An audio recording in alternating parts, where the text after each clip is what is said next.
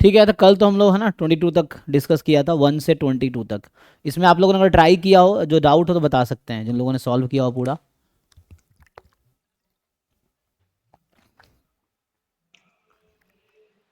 साहिबा 11 नंबर बताइए।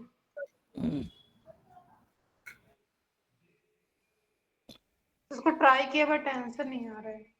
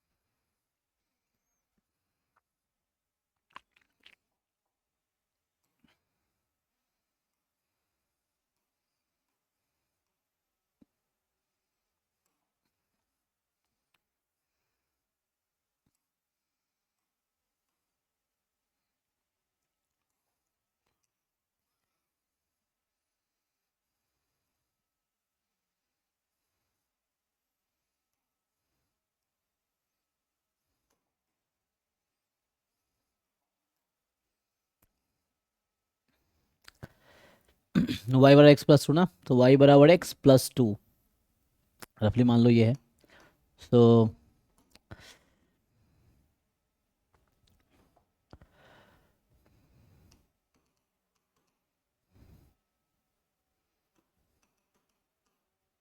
पहले इंटरसेक्शन पॉइंट निकाल लेते हैं।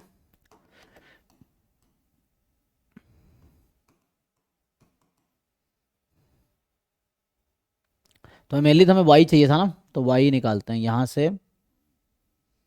तो हमें ये पॉइंट चाहिए वाई की वैल्यू, कि ये इंटरसेक्शन पॉइंट है, वाई कोऑर्डिनेट क्या है, तो वाई में कन्वर्ट कर लेते हैं।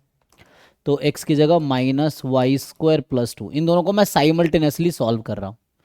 तो इधर बुला लेते हैं, y square plus y minus two is zero. So factorise कीजिए जी। सो क्या होगा, y plus two y minus one is zero. Yes sir. ठीक है, तो यहाँ से आ गया y की value minus two and one, तो यहाँ माइनस टू है और यहाँ पे वन है। सो ये वन है और ये आपका माइनस टू है।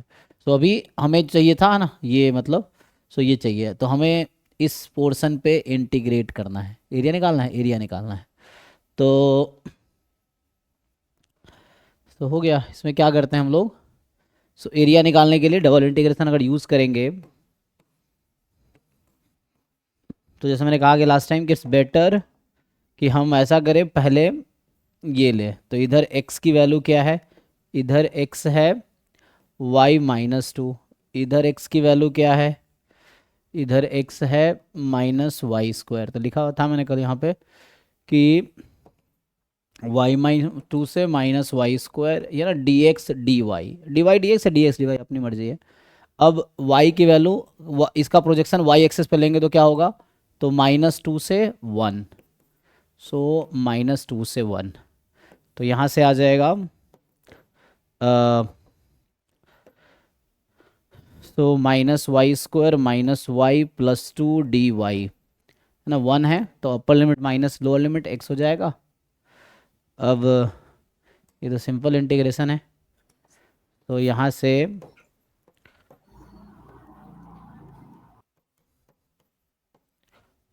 माइनस टू से वन, अब एक बार अपर लिमिट रखिए माइनस लोअर लिमिट। सो जब पुट करेंगे आप, so minus one by three minus one by two plus two minus, sir हाँ सर हम लोग वो डबल इंटीग्रेशन में वन रख देते हैं, हम लोग एक ग्राफ माइनस दूसरा ग्राफ भी तो कर सकते थे सर कुछ। कौन सा माइनस कौन सा। सर ये डबल इंटीग्रेशन में हम लोग जो फंक्शन रखते हैं वन रख देते हैं, ऐसा क्यों करते हैं? नहीं, फॉर्मूला है, रख क्यों देते हैं, ये तो dy dx का फॉर्मूला है, यही लोअर में ब्रेक करोगे, मतलब डी डिवाइड, ये सिंपल फॉर्मूला है, रख क्यों देते हैं, रखते नहीं है, वो वन ही है एक्चुअली, वो हमेशा वन ही रहेगा। दिस इज आइडेंटिटी थ्योरम, समझ लो।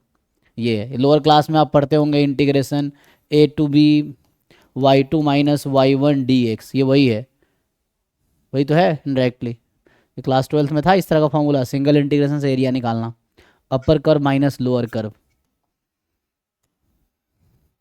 उसके लिए आपको ये समझना पड़ेगा कि है ना, इसमें क्या स्ट्रिप बना दो, सिंपल आइडेंटिटी है कि double integration over a curve gives area, definition है इंटीग्रेशन का।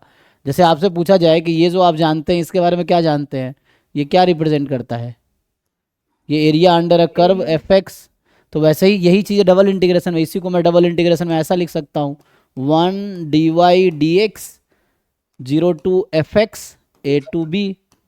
तो यहाँ 1 क्यों आया बताइए आप, ताकि ये इसके इक्वल आ जाए, इसको खोलोगे तो यही आएगा जो ये आएगा, सेम ही है। तो अगर इसी चीज़ को हम डबल इंटीग्रेशन से सॉल्व करेंगे तो वो आएगा, एरिया अंडर कर्व का कॉन्सेप्ट है, तो सिंपल हमें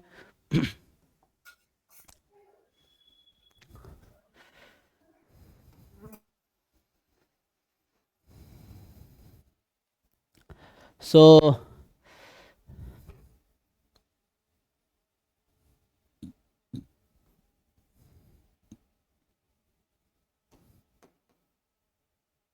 क्या -2 रखना है ना, तो ये प्लस हो जाएगा, फिर तो कैलकुलेशन मिस्टेक हुआ होगा, तो y की जगह -2, तो -8, माइनस पहले से है तो +8 हो जाएगा, -2 स्क्वायर 4/2 -4, एक बार चेक कर लो भाई, कैलकुलेशन है जस्ट, नंबर सही से ऐड सब्ट्रैक्ट करोगे सही आंसर आएगा, इसमें कुछ खास, ये सब 12th क्लास का क्वेश्चन है, 11 12th में इस तरह क्वेश्चन थे। अब वहाँ पे चैप्टर 8 क्लास 12th के एनसीईआरटी में है एरिया अंडर अ कर्व, मतलब एप्लीकेशन ऑफ इंटीग्रेशन। तो यहाँ हम डबल इंटीग्रेशन कर रहे हैं, यही चीज़ है वहाँ पे हम 11 12th में सिंगल इंटीग्रेशन से कर रहे थे, सेम क्वेश्चन सिंगल इंटीग्रेशन से भी होगा, अगर इसको मैं सिंगल इंटीग्रेशन से किया होता तब भी हो जाता। तो यहाँ हम dx है ना dy लिखते, और फिर है ना right curve minus left curve, this curve minus this curve, तो वही आता -y² माइनस y -2, जो लोग 12th क्लास इनको याद होगा तो इससे भी यही आंसर आएगा, -2 से 1, जो 12th क्लास में पढ़ते थे सिंगल इंडेक्स एरिया, वही यहाँ भी आया इंडेक्ट। इंटीग्रेट कर लो भाई, इसको सिंप्लीफाई कर लो, देखो क्या आता है, सॉरी कैलकुलेशन करो इसमें, अब अगर ये 9/2 आ रहा है। 9/2 आ रहा है, बाकी लोग देख लीजिए आंसर क्या है,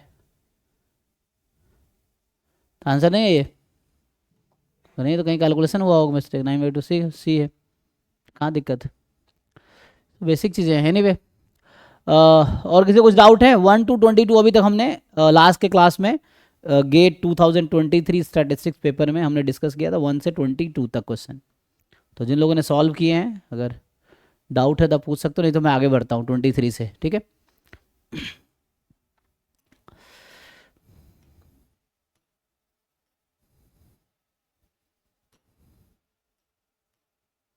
यहाँ तक किया था, 23 कह रहा है कि x1 x2 xn be a random sample of size n from the population having PDF this, so then which of the following is the MLE निकालना है।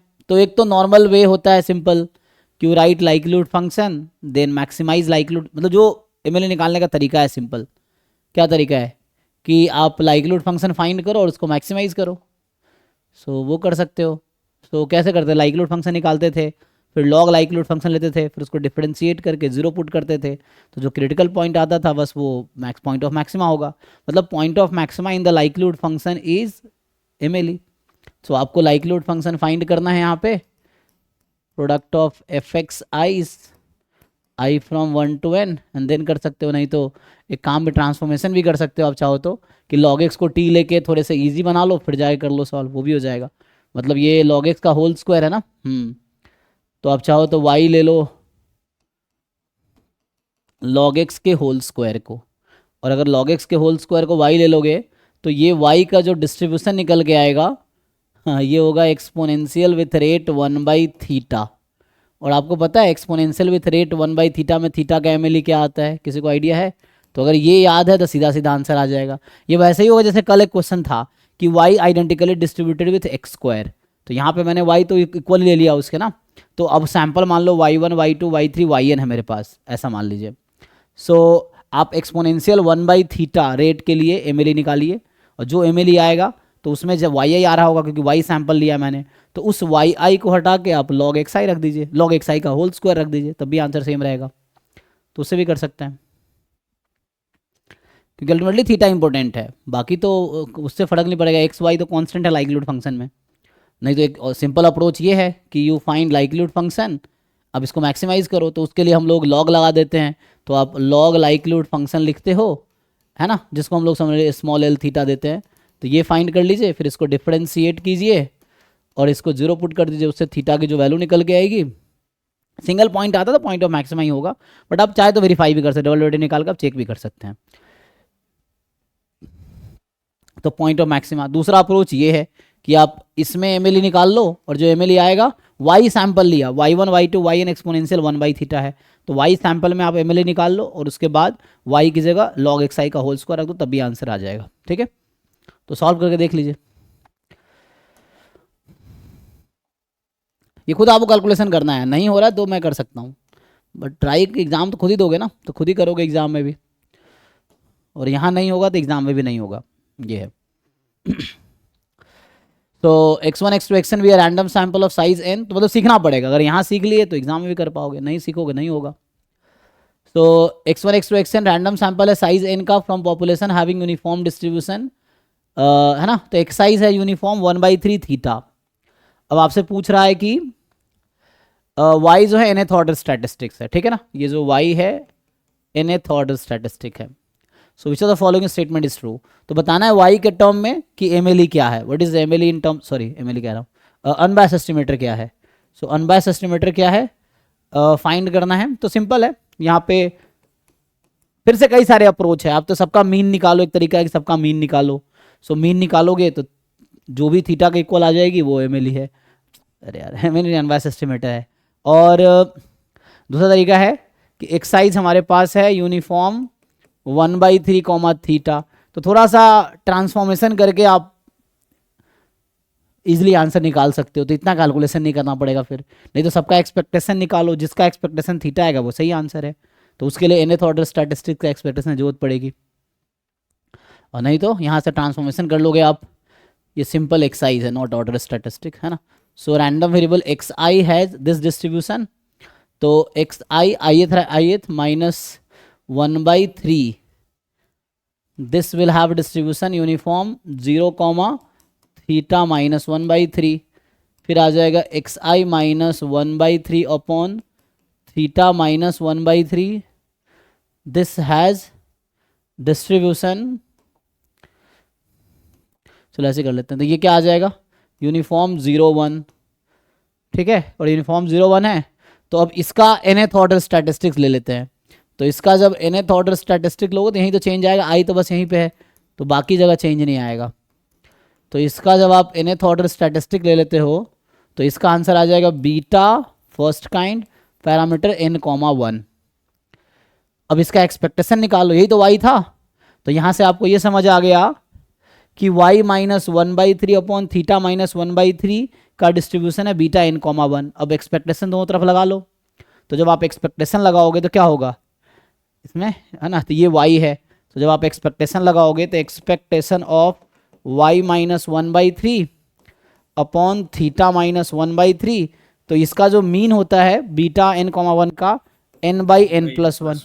सो इस इक्वेशन को आप सॉल्व कर लीजिए और थीटा को राइट साइड में रख लीजिए, बस देखिए लेफ्ट में क्या रहेगा वही आंसर है, मतलब थोड़ा मैनिपुलेट करके, है ना, तो थोड़ा सा इधर उधर कैलकुलेशन करके क्रॉस मल्टीप्लाई कीजिए, सिंप्लीफाई कीजिए, y को बस इनसाइड रखना है, और तो इसको सिंप्लीफाई करना है, थीटा को राइट में लाना है, थीटा को राइट में लाना है, और थीटा को राइट में लाना है, तो जो यहाँ पे आएगा वही आंसर होगा, तो आपको ये देखना है, तो बस आपको इतना यहाँ से यहाँ तक जाना है, बाकी मैंने कर दिया कैलकुलेशन। नहीं आएगा उस हिसाब से, नहीं आएगा, ऑप्शन नहीं आएगा उस हिसाब से, ए आएगा, अच्छा ठीक है। तो रहा है यहाँ n+1 डिवाइड बाय n सीधा मल्टीप्लाई करके थीटा माइनस 1/3 फिर उधर 1/3 ऐड कर देंगे, 1/3 ला दीजिए फर्स्ट हाँ हाँ हाँ जी, सो ये यहाँ आ जाएगा, सही कह रहे हैं, तो ये यहाँ से है ना, ये क्रॉस मल्टीप्लाई करेंगे यहाँ आ जाएगा, सही कह रहे हैं आप, ठीक है ना, ए ऑप्शन आ जाएगा, तो यहाँ से ये फिर वो 1/3 उधर शिफ्ट कर दीजिए, तो y माइनस 1/3 अपॉन n, और बाहर n+1, तो n+1 upon n, y minus 1/3 plus 1/3 बराबर थीटा जी, है ना। तो इससे हो जाएगा। तो ये हमने ट्रांसफॉर्मेशन यूज़ किया है, जो थ्योरम्स होते हैं वो थ्योरम्स यूज़ किए हैं यहाँ पे। सो ट्रांसफॉर्मेशन यूज़ किया है, नहीं तो फिर वो लेंदी वे होगा कि पहले आप nth ऑर्डर स्टैटिस्टिक्स का PDF निकालो, फिर उससे मीन निकालो, फिर इन सब का ऑप्शंस का मीन निकालो, जिसका मीन मैच करेगा वो आंसर होगा। ये है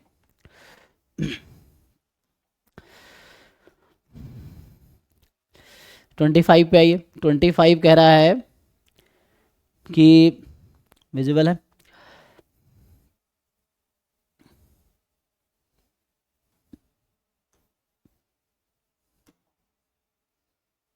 देखिए। सो डी ऑप्शन अभी दिख रहा है नहीं ना, तो यहाँ से जो है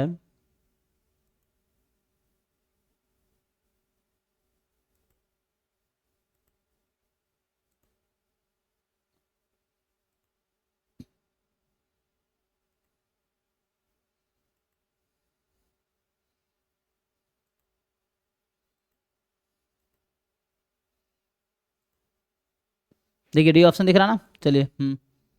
सो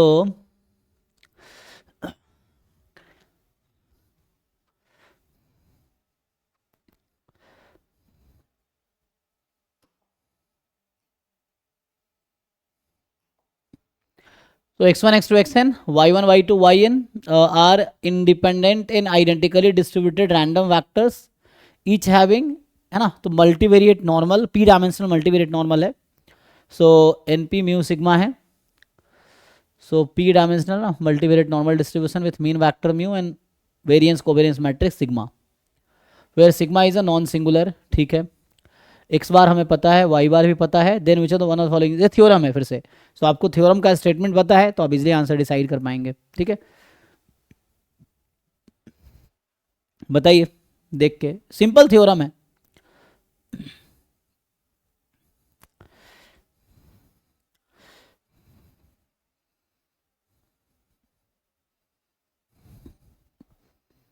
है एक ही थ्योरम को बस इधर उधर किया है, घुमाया है।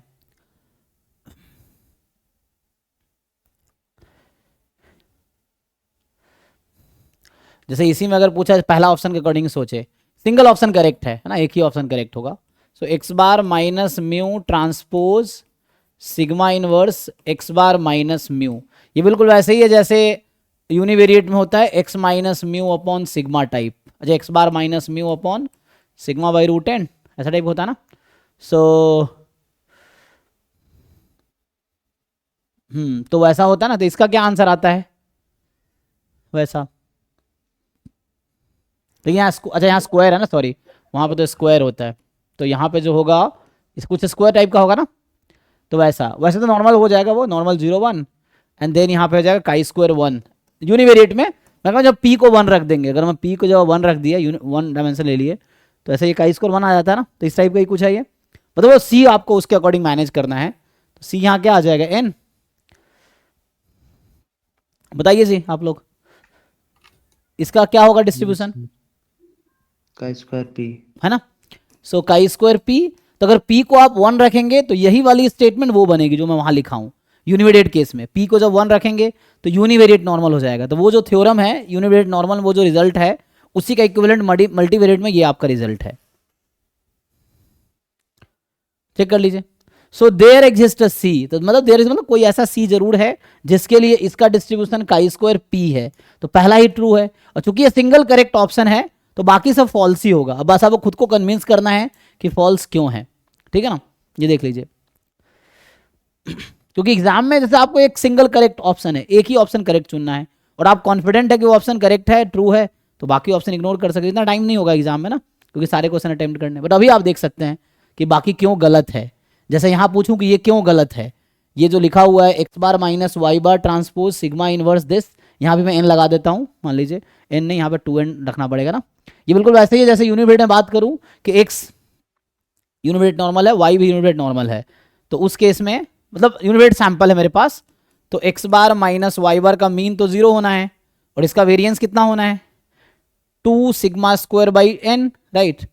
सो 2 सिग्मा स्क्वायर बाई एन, इसका रूट ले लीजिए और इसका अगर स्क्वायर करेंगे so this will have distribution chi square 1 होगा जी, देख लीजिए।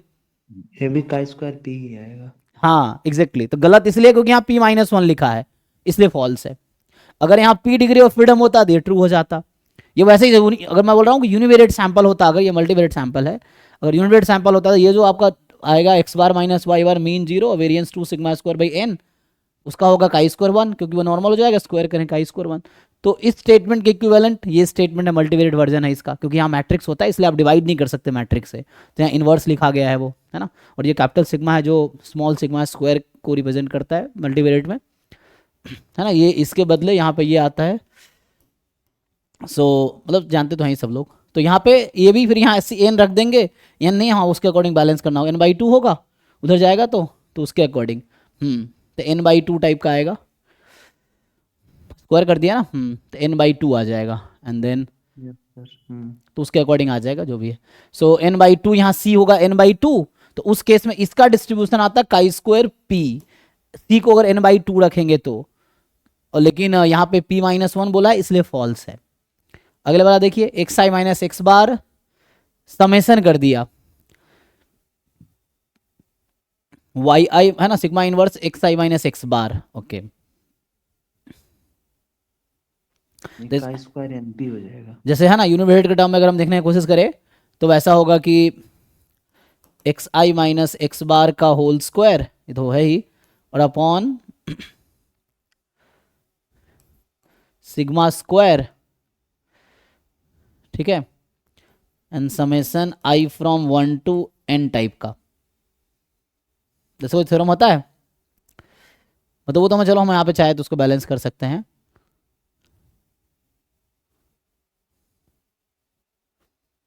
इस तरह से कुछ बनाएगा, है ना। तो कांस्टेंट तो मल्टीप्लाई डिवाइड कर सकते हैं बैलेंस करने के लिए, यूनिवेरिएट केस में बात कर रहा हूँ, अगर वैसा होगा तो इस तरह से कुछ बनेगा। तो ऐसा कोई रिजल्ट है नहीं, तो ये आएगा नहीं p डिग्री ऑफ फ्रीडम। सो वैसे ही यहाँ भी, अच्छा np आएगा, ओके। सो वैसे ही यहाँ पे आपके पास जो बनेगा देखना पड़ेगा। तो कहना मतलब ये है कि ये दैट थ्योरम है जो हम जानते हैं, शुरू में ही पढ़ते हैं जब मल्टीवेरिएट आप पढ़ते हैं, तो उसमें पहला स्टेटमेंट ही ट्रू है तो बाकी इसमें गलत है, ठीक है। सो नेक्स्ट पे आते हैं, ये है रिग्रेशन का क्वेश्चन, है ना। सो यहाँ पे 4 ऑप्शन है, ठीक है। देखिए तो वाई के is alpha not plus alpha 1 log के, है ना, लॉग के इज लाइक एक्स के कह सकते हो, तो एक्स के को लॉग के लिया है, है ना। Y i is alpha not plus alpha 1 x i plus epsilon i, तो इन्होंने वाई आई को वाई के लिया है और एक्स आई को लॉग आई लिया है, and then so on. Epsilon i are I I D having density this, है ना। तो जो एप्साइलॉन आई और रैंडम वेरिएबल है और जिसका पीडीएफ ये है, क्या है, डबल एक्सपोनेंशियल है। So which of the following is true, so MLE और लिस्ट स्क्वायर एस्टिमेट, अगेन इसमें सिंगल करेक्ट ऑप्शन ही, मतलब एक ही ऑप्शन करेक्ट होगा, ये पूछा ना कि कौन सा ट्रू है, तो करेक्ट तो एक ही ऑप्शन होना है इनमें से। तो आपको मेनली फाइंड करना है MLE and list square estimate, तो मैं कह रहा हूँ सिंगल ऑप्शन करेक्ट होगा। तो लिस्ट स्क्वायर के लिए आप लोग जानते ही हैं क्या करना होता है। सो लिस्ट स्क्वायर एस्टिमेट में आपको समेसन, यहाँ जैसे एप्साइलॉन के लिखा है, सो एप्साइलॉन के स्क्वायर के फ्रॉम 1 to n, इसको आपको मिनिमाइज करना होता है, लिस्ट स्क्वायर एस्टिमेट ना। तो ठीक है, तो इसको लिख लो यहाँ से, एप्साइलॉन के क्या आ जाएगा, वाई के minus alpha not minus alpha 1 log के या एल एन के, यही है, इसका होल स्क्वायर, इसको आप मान लो this is some function of alpha not alpha 1, है ना। अब क्या करेंगे आप, 2 वेरिएबल कैलकुलस का फंक्शन है एक, है ना, दिस जी फंक्शन, जैसे जी एक्स वाई लिखते थे कैलकुलस में 2 वेरिएबल में, तो यहाँ जी अल्फा नॉट अल्फा 1 है, और आपको इस फंक्शन को मिनिमाइज करना, वैसे ही जैसे आप कैलकुलस में मिनिमाइज करते हैं 2 वेरिएबल फंक्शन को। सो दिस इज द फंक्शन, अब इसको डिफ्रेंशिएट करो, डेल जी अपॉन डेल अल्फा 1 या अल्फा नॉट, इसको 0 पुट करो, डेल जी अपॉन डेल अल्फा 1, इसको 0 पुट करो। अच्छा मुझे तो एप्सिलॉन के का डिस्ट्रीब्यूशन पता है ना, एक मिनट, तो एमएलई में यूज करेंगे उसको, तो क्योंकि लिस्ट स्क्वायर का यही अप्रोच है ना। एमएलई में क्या होता है, लाइक्लीहुड फंक्शन लिखना पड़ता है, तो लाइक्लीहुड फंक्शन इसके अकॉर्डिंग लिखा जाएगा क्योंकि डिस्ट्रीब्यूशन ये है। सो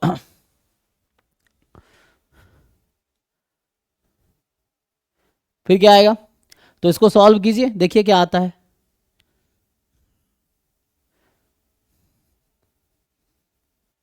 बताओ जिन लोगों ने सॉल्व किया है।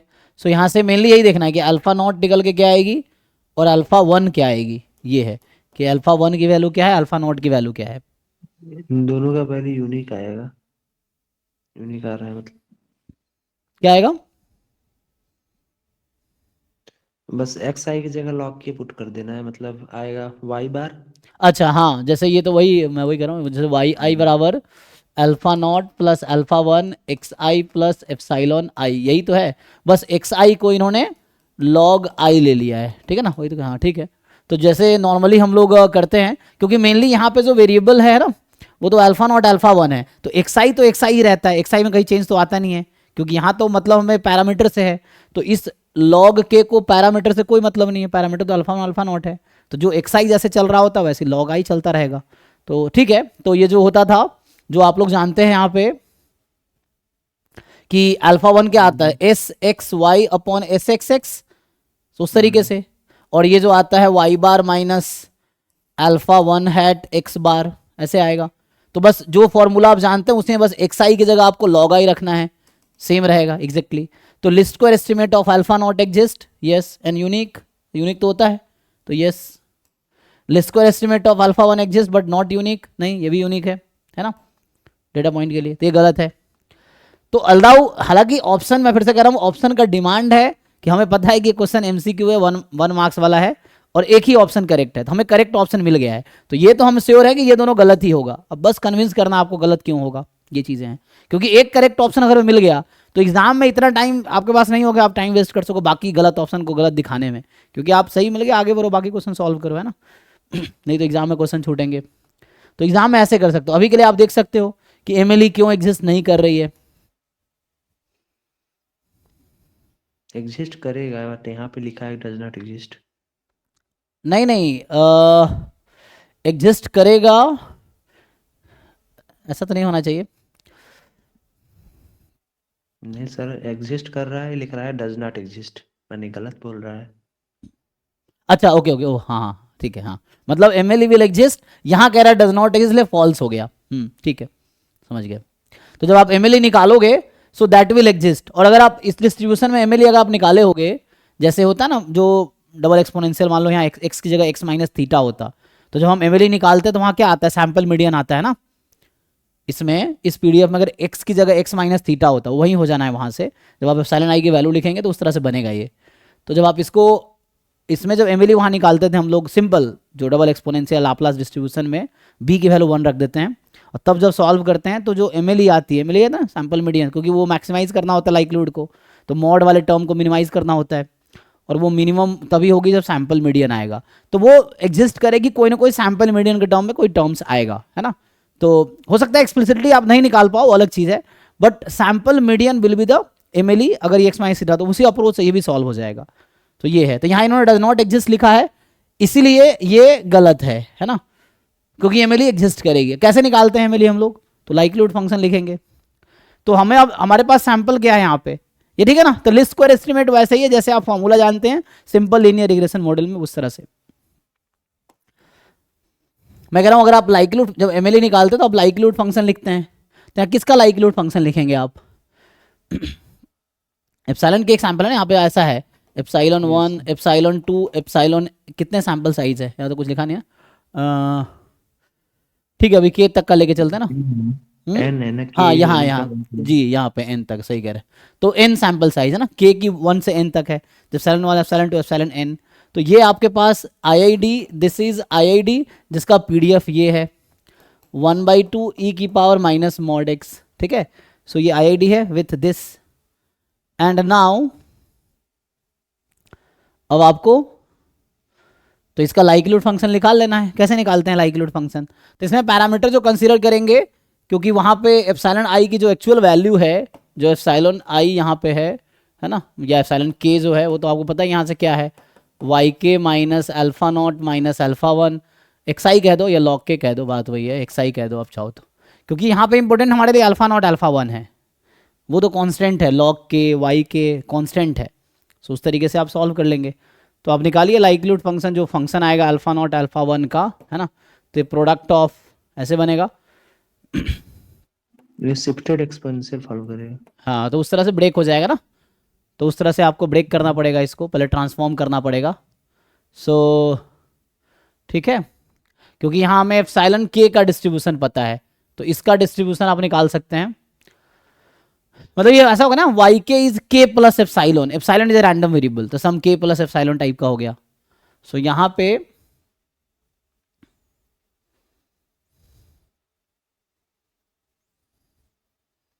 ठीक है, तो हमें तो उसके अकॉर्डिंग चाहिए ना। ओके, लाइक्लीहुड फंक्शन फिर लिखेंगे एंड देन मैक्सिमाइज करेंगे। बट एग्जाम परस्पेक्टिव तो ठीक है, तो आ गया आंसर, तो ठीक है। बाकी ऐसे सॉल्व करके अभी देख सकते हैं कि आई फ्रॉम 1 to n, और इसका जो डिस्ट्रीब्यूशन है उसके अकॉर्डिंग चेंज होगी।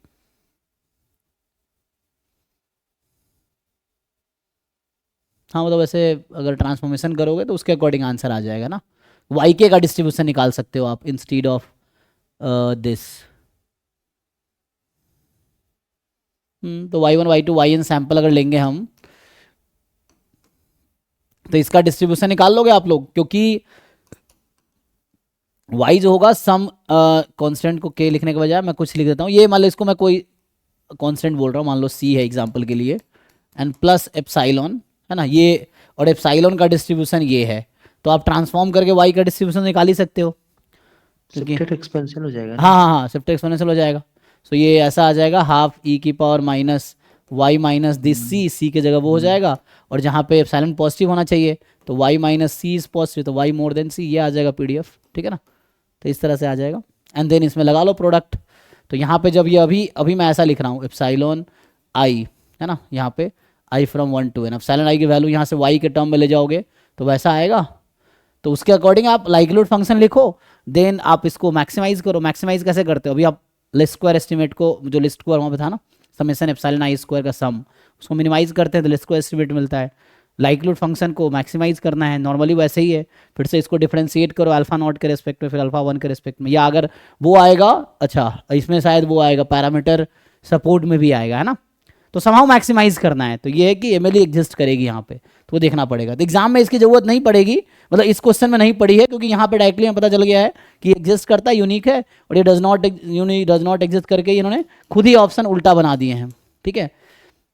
और वैसे भी जो ये लिस्ट स्क्वायर एस्टिमेट जो होता है, हालांकि सिंपल, जब वहाँ पे हमें बता रखा होता है कि नॉर्मल है आई थिंक, तो उसमें तो वही रहता है ना, लिस्ट एमएलई और लिस्ट स्क्वायर एस्टिमेट सेम ही रहता है सिंपल लिनियर रिग्रेशन मॉडल में। यहाँ हालांकि डिस्ट्रीब्यूशन चेंज किया है ना, नहीं तो जब लिखा होता है मीन 0 है, वेरिएंस सिग्मा स्क्वायर है, आई थिंक कहीं पे देखा था मैंने कि जो लिस्ट स्क्वायर एस्टिमेट है वही एमएलई होता है सिंपल लिनियर रिग्रेशन मॉडल में, लेकिन कुछ रेस्ट्रिक्शन होगा उसमें, वो देखना पड़ेगा रेस्ट्रिक्शन क्या है ना। मतलब जो लिस्ट स्क्वायर एस्टिमेट निकल के आता है सिंपल लिनियर रिग्रेशन मॉडल में, वही एमएलई भी होता है, ये तो आपको थोड़ा देखना पड़ेगा, बस सिग्मा स्क्वायर हो, है ना। चेंज हो जाता है। तो उसके लिए वही लिस्ट स्क्वायर एस्टिमेट ही एमएलई होता है।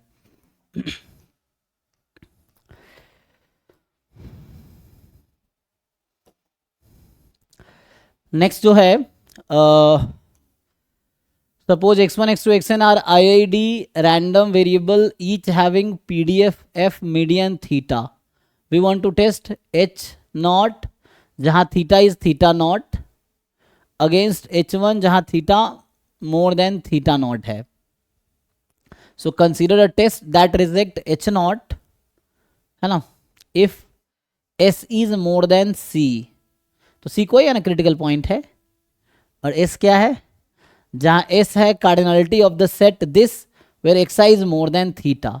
तो मैं आपसे पूछूं s का डिस्ट्रीब्यूशन क्या है अंडर h नॉट, s क्या है, number of point which is more than theta not, और h नॉट में कह रहा है कि मीडियन थीटा नॉट है। तो अभी आपने देखा था मीडियन थीटा नॉट है, तो मीडियन क्या करती है, डेटा को 2 इक्वल पार्ट में डिवाइड करती है।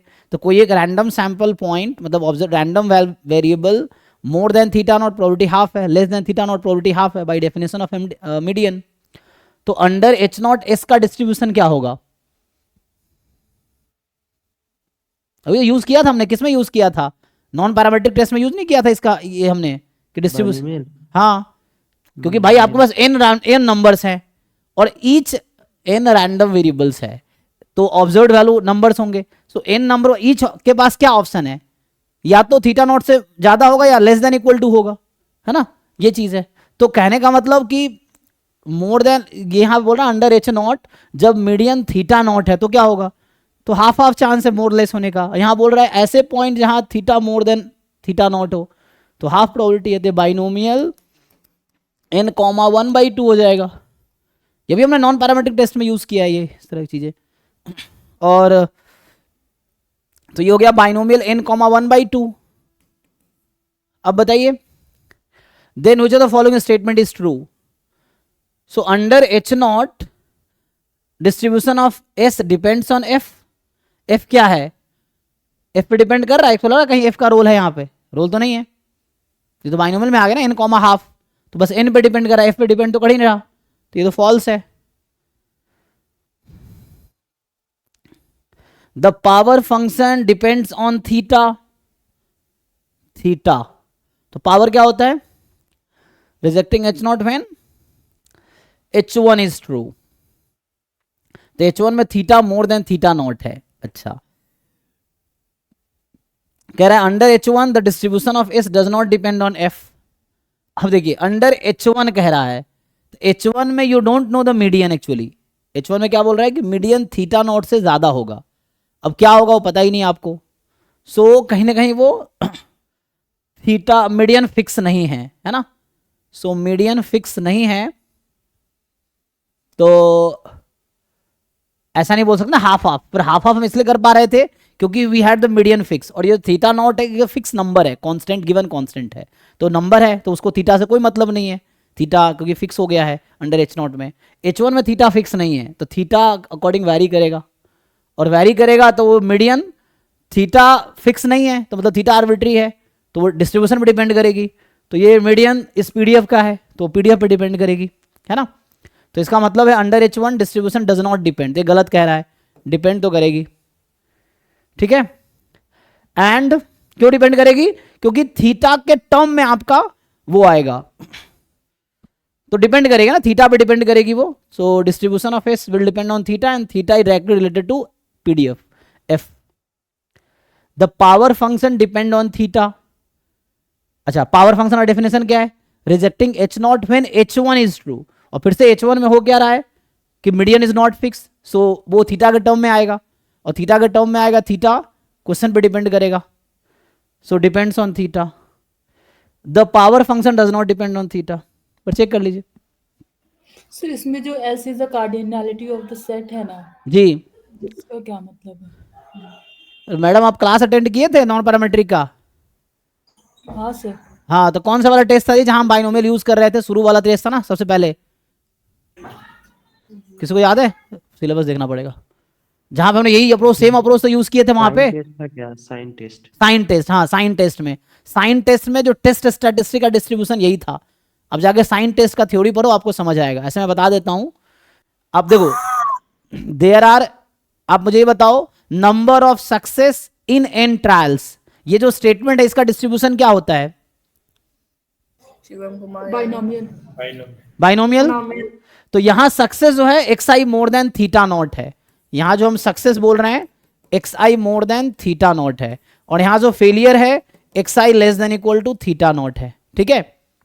So this is our success. Sign test में मैंने ये अप्रोच यूज किया है, साइन टेस्ट का यही अप्रोच हमने वहां भी यूज किया था, साइन टेस्ट में टेस्ट स्टैटिस्टिक बाइनोमियल आया था। तो ये सक्सेस है और ये आपका फेलियर है। अब कोई एक एक्स की वैल्यू है, या तो इधर आएगी या इधर आएगी, so each outcome has only two choice, success और फेलियर। And how many trials are there? There are n trials. तो इन n trials number of success in n trials, यहां क्या बोल रहा है, cardinality of the set, cardinality तो पता ही होगा आपको, number of element in the set. So number of random variables that lie in this region, मतलब सक्सेस, तो number of success in n trials ये पूछ रहा है आपसे। So that will have binomial distribution np, p यहां half है क्योंकि कोई वैल्यू थीटा नो या तो ज्यादा होगी या लेस देन इक्वल टू होगी, तो हाफ ऑफ चांस है बिकॉज ऑफ मीडियन, ठीक है। Okay sir.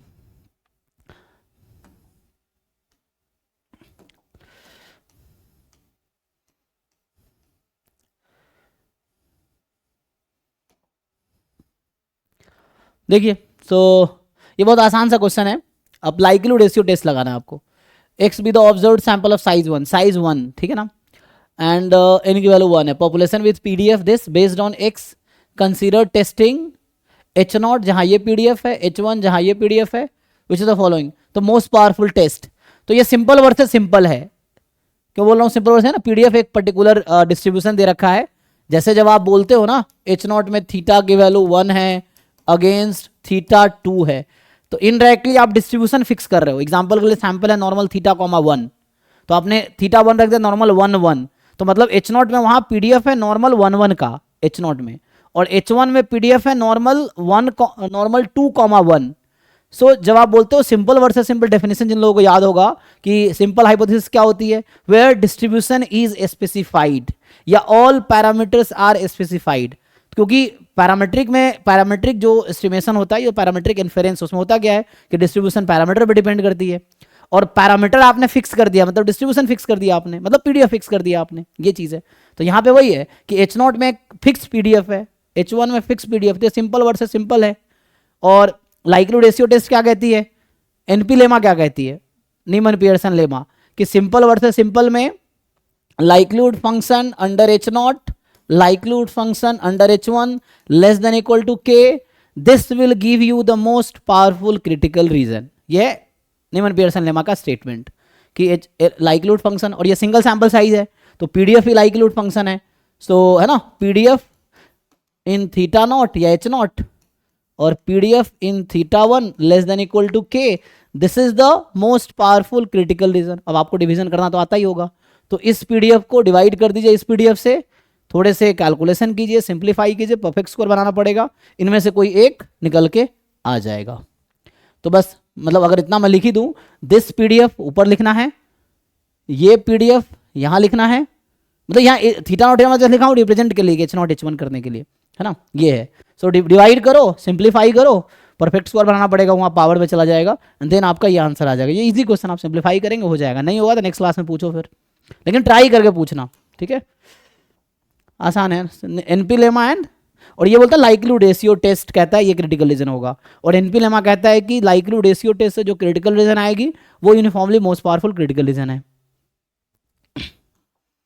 Simple versus simple में, सिंपल वर्सेस कंपोजिट में वो कार्लिन रूबिन थ्योरम आता है। तो अब आते हैं इस पे 29, चलो तो ये मैं देखिए 29 ठीक से,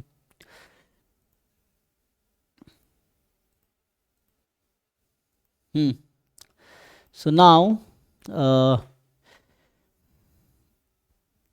एफ आर स्क्वायर से आर में डिफाइंड है, f x y x into y, then the maximum value of किसका, f on the ellipse.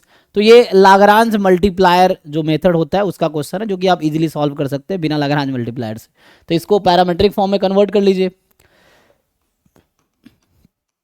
X को कॉस थीटा, वाई को साइन थीटा बाई √2, चलेगा जी, देख लीजिए क्या ये वैल्यू इसको सेटिस्फाई करेगी ना, पैरामेट्रिक फॉर्म को देख लीजिए, है ना। तो हो गया, अब हमें किसको मैक्सिमाइज करना है, एफ एक्स वाई को, तो एफ एक्स वाई अब एफ थीटा बन जाएगा, क्योंकि ये हो जाएगा cos theta and sine theta upon √2। अगर आपने 2 से मल्टीप्लाई कर दिया तो साइन 2 थीटा अपॉन 2√2 ये है। अब साइन 2 थीटा की मैक्सिमम वैल्यू क्या होती है, 1 साइन 2 थीटा की, तो इसकी मैक्सिमम वैल्यू क्या हो जाएगी, 1/2√2। तो जो मैक्सिमम वैल्यू है 1/2√2, मिनिमम वैल्यू -1/2√2, देख लीजिए। तो ये आंसर है उस क्वेश्चन का। तो मैक्सिमम वैल्यू, हाँ कह रहे थे बिना पैरामीट्रिक में चेंज किए भी डायरेक्ट कैलकुलस यूज करके वो डिफरेंशिएट करके निकल जाएगा। नहीं समझ आया, थोड़ा साउंड वैसे। सर वो कह रहे थे कि जैसे एक्स वाई है ना, तो एक्स वाई को मैक्सिमाइज करना है वो फंक्शन को, तो उसमें एक्स दूसरा फंक्शन एक्स वाई और इस बार बांध के सब्स्टिट्यूट करके वो डिफरेंशिएट जी उससे भी आ जाएगा, हाँ। अब जी मान लीजिए स्क्वायर को एक्स स्क्वायर वाई स्क्वायर करके, और यहाँ से एक्स स्क्वायर निकाल लीजिए। मतलब एक क्वेश्चन करने के 50 तरीके हैं, आप कोई भी एक तरीका जानते हैं तो एनफ है ना। तो यहाँ एक्स स्क्वायर या वाई स्क्वायर किसी एक को ब्रेक कर लीजिए। सो जैसे अगर वाई स्क्वायर चाहिए तो 1 - x² / 2, अब ये जी एक्स बन गया, अब इसको मैक्सिमाइज कर लीजिए आप, कर सकते हैं, इससे भी आंसर वही आएगा, वन वेरिएबल में कन्वर्ट करके, ये है। ठीक है, हाँ नेक्स्ट पे आते हैं। तो इसका आंसर है 1/2√2। आप चेक कर लीजिएगा ऑफिशियल आंसर की से, और कोई आंसर अगर मैच ना करे, क्योंकि मुझे आंसर याद नहीं है किसी भी क्वेश्चन का, तो आप जैसे पीछे भी सॉल्व किया है तो आप अगर मैच करना, अगर नहीं हो तो फिर पूछना आप, ये है। मतलब चेक कर सॉल्व करके आओ, फिर डाउट पूछो, नहीं होता है तो। 30 देखिए क्या है, A B 2x2 real matrix such that A B is B A, okay, and trace 5 है। अच्छा, पहली लाइन का मतलब ये थ्योरम है। मैं आपको बताऊं कि ये जो पहला स्टेटमेंट लिखा है ना, ये एक थ्योरम है, this is a statement of a theorem. ये कह रहा है कि ए कोई 2x2 की मैट्रिक्स है इस तरीके से कि A B is B A for all real matrix B. तो क्वेश्चन है कि ए कोई 2x2 की मैट्रिक्स है, वो 2x2 के किसी भी मैट्रिक्स के साथ कम्युनिकेट कर रही है, मतलब क्या बोलते हैं, कम्युनिकेटिंग, कम्यूटेटिव है ना, कम्यूट कर रही है, हाँ। So they are commuting with all 2x2 matrix. So मुझे बताइए ए मैट्रिक्स क्या होगा, ए कोई पर्टिकुलर काइंड का मैट्रिक्स होगा, एक का मैट्रिक्स होगा सर, स्केलर होना पड़ेगा जी। सो इससे ये समझ आता है कि A has to be scalar matrix, ठीक है ना। सो ए कुछ इस टाइप का मैट्रिक्स होगा, क्योंकि कोई भी n×n की मैट्रिक्स जो बाकी हर n×n मैट्रिक्स साथ कम्यूट कर रही है, so that has to be scalar matrix, है ना, ये है। तो वो ये प्रॉपर्टी है, थ्योरम है, स्केलर मैट्रिक्स की प्रॉपर्टी है कि it will commute with all, और स्केलर मैट्रिक्स की हर non zero vector eigenvector होती है। तो अगर इसका आइगन वैक्टर निकालेंगे तो any vector in R² is a eigenvector, non zero vector, क्योंकि आइगन वैक्टर का डेफिनेशन नॉन जीरो है। So any non zero vector in R² is the eigenvector of this scalar matrix, ठीक है ना। सो ये इसकी property है। तो है ना, ए कोई 2x2 मैट्रिक्स है जो हर 2x2 मैट्रिक्स साथ कम्यूट कर रही है, तो ये दिस इंप्लाइज कि A is a scalar matrix of this type. अब बोल रहा है कि ट्रेस ऑफ ए इज 5, तो यहां से आपको समझ, ये यहाँ का ए के बारे में कहाँ बता रहा है कि कम्यूट कर रही है, यहाँ पे ये क्या लिखा है, वो तो सिंगुलरिटी बता रहा है, क्या बता रहा है, इनवर्टिबिलिटी। पगला उगला गया हो का, what is definition of invertibility, invertible matrix का डेफिनेशन क्या है, A B is equal to I. तो आई कहां लिखा है यहाँ पे, कहीं लिखा है आई, नहीं, फिर कम्यूटेटिव, पता commutative property in matrix operation, कब बोलते कोई मैट्रिक्स कम्यूट कर रही है, कम्यूटेटिव प्रॉपर्टी नंबर्स में भी होते हैं ना, वो 1 × 2 बराबर 2 × 1, इसका मतलब नंबर्स आर कम्यूटिंग, है कम्यूटेटिव प्रॉपर्टी, है ना।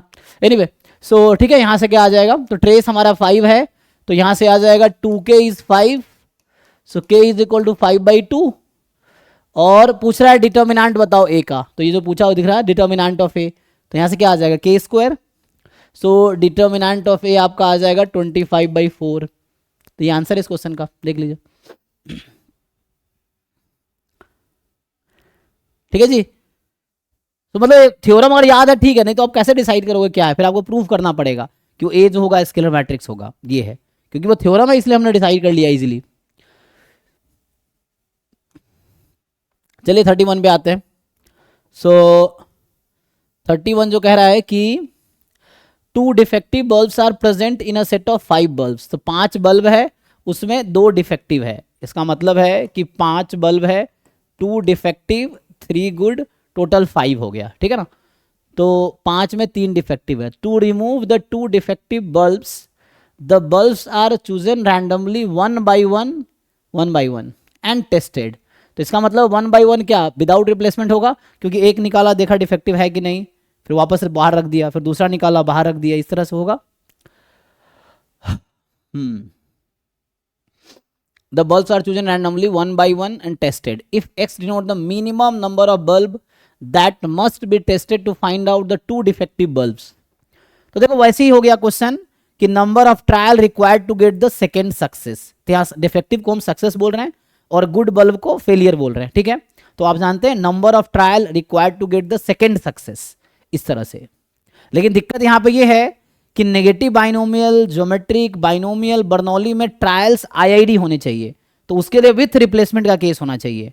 तो यहाँ पे आप नेगेटिव बाइनोमियल नहीं लगा पाएंगे क्योंकि यहाँ विदाउट रिप्लेसमेंट का केस है। इसने कहा एक बल्ब निकालेंगे, डिफेक्टिव या नॉन डिफेक्टिव है उसको बाहर रख देंगे, मतलब ऐसा कुछ लिखा नहीं है ना कि टेस्टेड 1 by 1, तो मतलब ये हम खुद डिसाइड कर रहे हैं कि, है ना, बोल रहा है कि 2 defective bulbs are present in the 5 bulbs, to remove the 2 bulbs, तो रिमूव करना है तो कैसे पता चलेगा, तो एक एक करके बल्ब निकालेगा, है ना, तो रिमूव करेगा वो। सो मतलब कहना मतलब ये जो ड्रॉ यहाँ कर रहा है विदाउट रिप्लेसमेंट होगा, तो इसलिए आप नेगेटिव बाइनोमियल नहीं लगा पाएंगे यहाँ पे। सेंस वही है कि हम लोग तब तक परफॉर्म करेंगे ट्रायल्स जब तक कि दोनों डिफेक्टिव बाहर ना आ जाए, लेकिन ये विदाउट रिप्लेसमेंट हो रहा है। सो विदाउट रिप्लेसमेंट में बर्नौली ट्रायल नहीं होगा ईस्ट ट्रायल, क्योंकि ईस्ट ट्रायल आईआईडी होने चाहिए कि हर ट्रायल पर सक्सेस की प्रोबेबिलिटी सेम होनी चाहिए, इंडिपेंडेंस होनी चाहिए ट्रायल, ईस्ट ट्रायल पर 2 ही आउटकम होने चाहिए, तो 2 आउटकम तो है यहाँ, डिफेक्टिव या गुड, लेकिन वो ट्रायल्स बर्नौली ट्रायल नहीं है, तो नेगेटिव बाइनोमियल नहीं लगेगा, तो आपको मैनुअली करना पड़ेगा, ये है। So x denote the minimum number of bulbs that must be tested to find out the 2 defective bulbs। तो ये तो पक्का है कि लास्ट ट्रायल जो है वो सेकंड डिफेक्टिव बल्ब है, ये ठीक है, क्योंकि हमें 2 डिफेक्टिव बल्ब निकलने तक ही एक्सपेरिमेंट करना है। सो आपको पूछ रहा है x बराबर 3, तो इसका मतलब पूछना चाह रहा है कि third trial result second defective bulb. निकालिए इसकी प्रोबेबिलिटी कि क्या प्रोबेबिलिटी है तीसरे ड्रॉ में दूसरा डिफेक्टिव बल्ब आएगा। तो क्या मतलब है कि ऐसा हो सकता है कि पहला डिफेक्टिव आ गया, दूसरा गुड आ गया, तीसरा डिफेक्टिव आ गया, मतलब ऐसे आउटकम्स लिख रहा हूं, पहला गुड आ गया फिर दोनों डिफेक्टिव आ गया। और कोई पॉसिबिलिटी न चाहता आपको? यही 2 केस है, defective good defective, good defective defective, और कुछ होगा? देखिए, क्योंकि तीसरे ट्रायल पे दूसरा डिफेक्टिव आना चाहिए, क्योंकि we are performing to remove 2 defective bulb. तो ठीक है, अब देखो पहला बॉल निकालो, डिफेक्टिव आना चाहिए, सो 2 डिफेक्टिव आउट ऑफ 5, दूसरा गुड आना चाहिए, अब एक डिफेक्टिव बाहर हो चुका है, ठीक है, सो गुड कितने हैं 3 आउट ऑफ 4, अगला डिफेक्टिव चाहिए, एक डिफेक्टिव बचा हुआ है आउट ऑफ 3, क्योंकि एक एक बाहर होता जा रहा है हर बार, प्लस वैसे ही होगा, आई थिंक सेम ही आएगा, यही डबल कर दो, गुड चाहिए तो there are 3 good out of 5, defective there are 2 defective out of 4, then 1 defective out of 3। Simplify कीजिए जी, कितना आता है आंसर, मैच कीजिए आप फिर से आंसर किससे। तो ये आ गया कितना 12 बटे, कैंसिल करना है कैंसिल कर लो, ये भी ऐसे ही होगा। सो 1/10 1/10 मतलब 2/10 मतलब 1/5, देख लीजिए जी, तो 1/5 should be the answer, match कर लीजिए ऑफिशियल आंसर किस।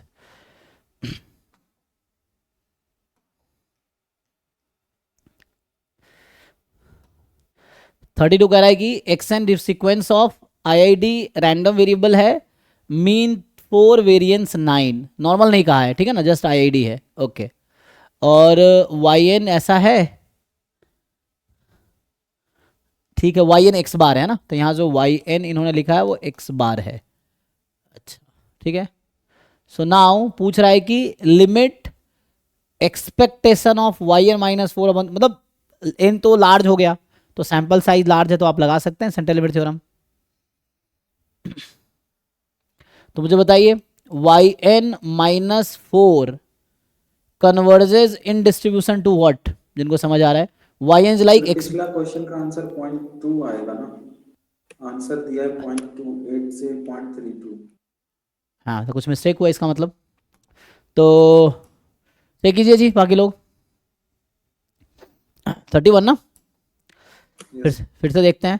2 defective bulbs are present in a set of 5 bulbs. To remove the 2 defective bulbs, bulbs are chosen 1 by 1 and tested. If A denote the minimum number of bulbs that must be tested to find out the 2 defective bulbs. Minimum number of bulbs that must be tested. तो कम से कम 3 bulb को test करना पड़ेगा, 2 find out the defective. बाकी लोग check कर लीजिए answer क्यों है ना। सर मैंने एक प्रोसेस फॉलो किया जी, उसमें 0.3 आया है सर। अच्छा कैसे किया? सर मैंने पहले 5 से 3 बल्ब चूज कर लिया 5C3 प्रोसेस में, फिर वो जो ऊपर में दिया है ना, मतलब 2 बल्ब जो है उसमें 2 से 2 ले लिया और रिमेनिंग 3 से 1 ले लिया, ऐसे किया है सर। मेरा आंसर 0.3 आ रहा है सर। हाँ तो मैंने वही किया एक्चुअली, इंडायरेक्टली आप देखेंगे मैंने वही किया है। सो 3 गुड है, यही ना। तो इसमें अगर आप सोच रहे हैं कि 5 में 2 सेलेक्ट कर लेते हैं, 5, क्योंकि विदाउट रिप्लेसमेंट केस में ये होता है, तो 5 में से आपको 3 ड्रॉ करना है ना, 5C3, एंड यहाँ पे दोनों डिफेक्टिव चाहिए, तो इसमें से एक चाहिए, यही ना। यही किया सर, यही किया। अच्छा, तो इसका मतलब उसमें वो भी केस ले रहा है। सो आपको 2 डिफेक्टिव ड्रॉ करने हैं, मतलब 3 ट्रायल में 2 डिफेक्टिव आ जाने चाहिए। अच्छा, तो इसका मतलब इसने ये केसेस लिए हैं कि 3 ट्रायल में 2 ऐसा भी हो सकता है हाँ कि एक भी डिफेक्टिव ना आए, क्योंकि 2 तो बचेंगे अभी। डिफेक्टिव ना आए, लेकिन हमें तो क्वेश्चन ने बोला है ना कि x denote the minimum number of bulbs that must be tested to find out the 2 defective bulbs. Okay, yes sir, इसमें नहीं आएगा जी। अच्छा, यहाँ से देखते हैं क्या आता है। तो 2C2 इज 1, 3, 5C3, 5C2 जो कि आ जाएगा 10, तो 0.3। तो हमारा आंसर अलग क्यों आया? चेक करो जी कैलकुलेशन, वो मैंने कैलकुलेशन में शायद एरर किया होगा, देख लेते हैं फिर से। क्या लिखा था मैंने? डिफेक्टिव, गुड, डिफेक्टिव और कैलकुलेशन सही है आपका। अच्छा एक मिनट, तो यहाँ से गुड, डिफेक्टिव, डिफेक्टिव, तो इसमें जो केसेस ले रहा है कि 2 डिफेक्टिव, मतलब तीसरा केस भी यहाँ कंक्लूड हो रहा है कि डिफेक्टिव, डिफेक्टिव, गुड। लेकिन ऐसा तो नहीं होना चाहिए ना ये वाला।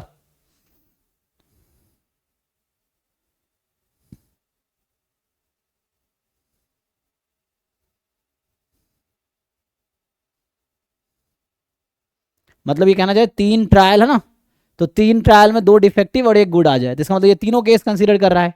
तो जो हमने निकाले, तो यहाँ से आया 1/10, 1/10, 1/10, तो ये हो गया 3/10, तो 0.3 ये हो गया एक्चुअली। तो मैंने भी पहले 2 केस लिया था, तो इसका निकालेंगे तब भी आंसर ये आएगा 0.1, 1/10 ही आएगा। तो ये लिखने का मतलब ये है कि ये वाला केस भी इंक्लूड हो रहा है, 3 केस। तो जो मैंने किया, मैंने पहले 2 केस लिए थे, क्योंकि मैं ये मान रहा हूँ लास्ट वाला डिफेक्टिव मान के चल रहा हूँ। तीसरा केस मतलब कि मिनिमम नंबर ऑफ ट्रायल तो वहाँ 2 हो रहा है ना। हाँ एग्जैक्टली, वही तो कह रहा हूँ। तो वहाँ वही कर रहे हैं, जो वहाँ कर रहे हैं वही हो रहा है actually. The bulbs are chosen randomly 1 by 1 and tested, X note the minimum number of bulb that must be tested to find out 2। तो इसमें तो मिनिमम 2 ही बल्ब चूज करेंगे, तो भी दोनों डिफेक्टिव बाहर आ जाएगा एग्जैक्टली। जैसे आप निकालेंगे, जैसे मैंने इसका लिखा था, डिफेक्टिव कितने हैं 2/5, एंड यहाँ से, तो मतलब ये जिन्होंने आंसर की बनाए हैं उन्होंने भी ये फॉर्मूला यूज़ किया है, तो उससे आंसर किया गया, या उन्होंने किया होगा तो इस तरीके से तीनों किया होगा, तो इस तरीके से है, तभी तो 0.3 आंसर है, क्योंकि 0.3 उस बीच में आ रहा होगा रेंज में, तो इसीलिए। नहीं तो हम 2 लेंगे तो 0.2 ही आएगा इससे। फिर देख लो, कैलकुलेशन देख लेता हूँ। तो डी डिफेक्टिव कितना है 2, 5 में से गुड है 3, है ना। सो 3 है इसमें से, 4 में से, फिर 1 डिफेक्टिव 3 में से, यही था, बात तो बराबर ही है। तो ये कैंसिल हो गया, ये 2, 1/10, हर बार 1/10 ही आएगा। इसका भी निकालेंगे तो भी 1/10 ही आएगा। पहला डिफेक्टिव तो 2 में से 2/5, दूसरा डिफेक्टिव 1/4, तीसरा गुड 3/3, हाँ दोनों डिफेक्टिव तो आ चुका है बाहर। तो इसमें भी करोगे भाई 5 to 10, ये कट गया, 1/10 ही आएगा। तो ये मतलब जिन्होंने आंसर की बनाए हैं उन्होंने ये तीनों केस कंसीडर किया है, और ये doing this means considering all 3 case. क्योंकि यहाँ पे हम क्या कर रहे हैं, यहाँ पे हम ये बोल रहे हैं कि 3 ट्रायल 3 बार ड्रॉ कर रहे हैं, और 3 बार में क्या होना चाहिए कि दोनों डिफेक्टिव बाहर आ जाए और एक दूसरा। तो 2 डिफेक्टिव कहीं भी हो सकता है, यहाँ पे ये है कि 2 डिफेक्टिव कहीं भी हो सकता है, क्योंकि यहाँ रिस्ट्रिक्ट नहीं किया इन्होंने कि 3 में से 3 बॉल ड्रॉ किया, मतलब 3 जो भी आइटम ड्रॉ किया, बल्ब्स ना, 3 बल्ब्स ड्रॉ किए, उसमें से 2 बल्ब डिफेक्टिव आ जाएंगे, 1 गुड आ जाएंगे। तो यहाँ मतलब कि यहाँ ऑर्डर वो नहीं कर रहा है, फिक्स नहीं कर रहा है कि बस 2 डिफेक्टिव होने चाहिए और 1 गुड होने चाहिए, चाहे किसी भी ऑर्डर में आ जाए, ये चीज़ है। तो मतलब है ना, तो डूइंग दिस मीन्स दिस, तो मीन्स जिन्होंने आंसर की बनाया उन्होंने ये किया। अब आप डिसाइड कर लो कि क्या सही है, ठीक है।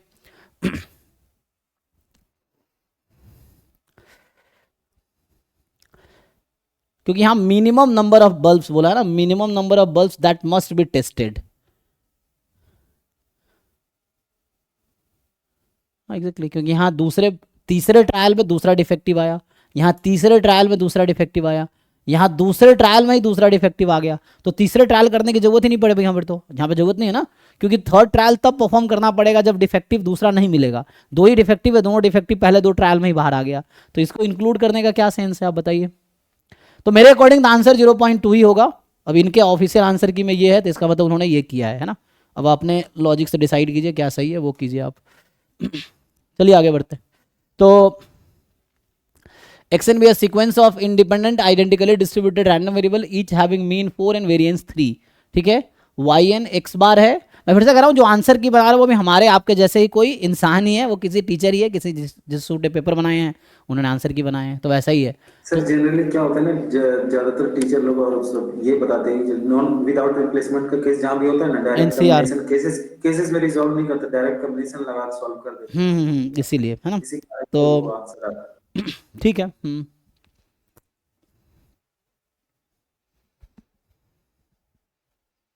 तो X n be sequence of IID random variable, mean 4 है, वेरिएंस 9 है, ठीक है ना। तो ये मैं अभी कह रहा था आपको कि x बार y तो x बार है, तो जो yn है वो x बार है। अब x bar -4 converges in distribution to, बताइए जिन लोगों को आइडिया है सेंट्रल लिमिट थ्योरम का। वैसे तो आप ये जानते होंगे, लेकिन बात बराबर ही है, 3/√n, यही ना जी। तो यहाँ √n लगा देता हूँ, अब बता पाएंगे इजिली ना, ये है। So this converges in distribution to normal 0 1, इस थ्योरम के लिए बात कर रहा हूँ मैं, ठीक है ना। तो ये तो नॉर्मल 0 1 है, तो ये क्या बनता है,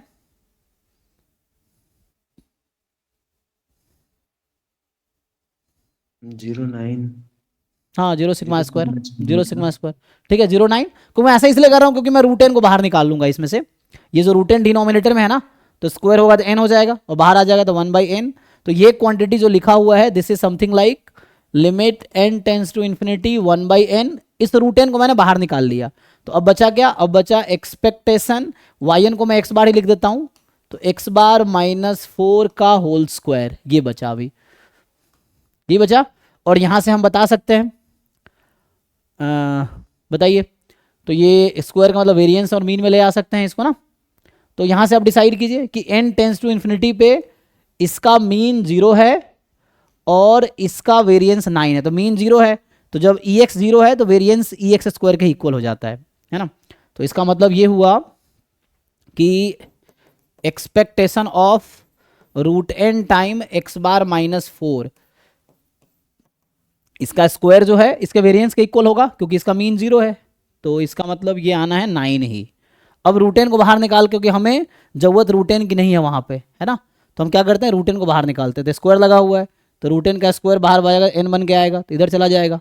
तो जब इसको बाहर निकालोगे तो ये 9/n हो जाएगा ना। तो कहने का मेरा मतलब ये है कि यहाँ पे limit n tends to infinity एक 1/n पहले से है, और इसका आंसर आ जाएगा 9/n, तो 9/n स्क्वायर, तो आंसर 0 आना चाहिए, चेक कर लीजिए, देख ले और आंसर की मैच कीजिएगा ना, क्योंकि आंसर मुझे याद नहीं है और ना मैंने देखा है, तो उसको आपको देखना पड़ेगा, ठीक है ना, ठीक है ना, हाँ ठीक है। मतलब तो सर √n नहीं होता तो भी 0 ही आता ना। हाँ, वैसे कोई दिक्कत नहीं, हाँ, क्योंकि वैसे भी वो एक एक्स्ट्रा n जनरेट किया है, तो वो तो वही आता। जो 33 है, WT is a standard Brownian motion, है ना। सो ठीक है, तो हमें तो पता ही है WT के बारे में। WT का जो डिस्ट्रीब्यूशन होता है नॉर्मल 0t होता है, और इसमें जो होते हैं this has distribution normal 0t, और ये इंडिपेंडेंट एंड स्टेशनरी इंक्रीमेंट होता है इसमें। तो कंडीशनल का फॉर्मूला हमने लिखाया था लास्ट टाइम, तो अगर आपको ये याद हो कि W4 मतलब WT2 given WT1 is equal to n, इसका डिस्ट्रीब्यूशन लास्ट टाइम हमने डिस्कस किया था, तो वो लगा लीजिए, उससे आ जाएगा ना। वही तो T2 की जगह 4 है, जो T2 लिख रहे हैं वो 4 है, T1 2 है, n 2 है। तो हमने 2024 वाले पेपर में आपको फॉर्मूला ही डिराइव कर दिया था, इसका डिराइव किया था, कुछ आया था नॉर्मल, बताइए जिनको याद है। देखो 2024 में ये पेपर क्वेश्चन आया था, ये मतलब सेम नहीं है, मतलब इस टॉपिक पे, तो हमने वहाँ पर डायरेक्टली फॉर्मूला डिराइव कर लिया था इसका, उसको यूज़ कर लीजिए, हो जाएगा। ठीक है, देख लेना, हमने बिना T1 T2 के रेस्ट्रिक्शन के ड्राइव किया था कि मीन क्या आएगा, वेरिएंस क्या आएगा। तो मीन तो आई थिंक 0 ही आया था क्योंकि नॉर्मल है ना ये, और N comma minimum of T1 minus T1 comma T2। n था यहाँ पे, n नहीं आएगा, हाँ इन रहेगा, n था, अच्छा। So n comma minimum of T1 comma T2। आगे कुछ नहीं, नहीं मुझे लग रहा थोड़ा सा कुछ गड़बड़ है। सर वो n comma T2 minus T1 होगा। n comma T2 minus T1, हाँ n comma T2 minus T1, अच्छा, वेरिएंस T2 माइनस T1। ओ, लेकिन वो तब होगा जब आप अज्यूम करेंगे कौन किससे ज़्यादा है। मैं फिर से ड्राइव करता हूँ, देखो, क्योंकि मुझे याद नहीं है, जब याद नहीं होगा तो ड्राइव करेंगे ना, तो मुझे तो याद। सो इसमें अगर मैं ड्राइव करके दिखाऊँ आपको, देखो भाई, सो WT2 का जो डिस्ट्रीब्यूशन है नॉर्मल 0 T2 है। अब एग्जाम में भी आपको देखो, याद है तो सीधा सीधा हो जाएगा, नहीं याद है तो ड्राइव करना पड़ेगा। एग्जाम में आपको यही करना पड़ेगा अगर आपको याद नहीं है तो। नॉर्मल 0 T1, और इसका कोवेरिएंस क्या होता था,